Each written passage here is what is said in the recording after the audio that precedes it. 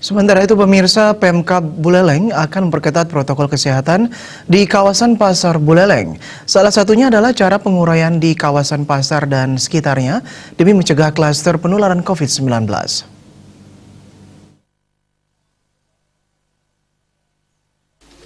Hal tersebut disampaikan oleh Sekretaris Gugus Tugas Percepatan Penanganan COVID-19 Buleleng Gede Suyase. Menurutnya, penguraian pedagang ini dilakukan untuk memberikan jarak antara pedagang dan pembeli saat berada di dalam pasar.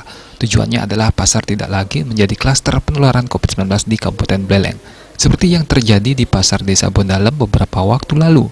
Suyase juga menyebut prioritas penguraian pedagang akan dilakukan pada 3 pasar besar di Kecamatan Buleleng, mulai dari Pasar Banyuasri, Pasar Anyar, dan Pasar Bongkar Muat. Namun nantinya hal yang sama juga akan diberlakukan pada setiap pasar tradisional di seluruh Buleleng. Pasar saat ini adalah menjadi klaster baru dalam penularan COVID. Berkaitan dengan itu, diharapkan bagi pasar yang sudah ada gejala data menjadi klaster baru, maka harus dilakukan upaya untuk pembatasan atau pengurangan penularan. Salah satu yang pertama adalah dengan melakukan rapid kepada pengunjung maupun pedagang di pasar.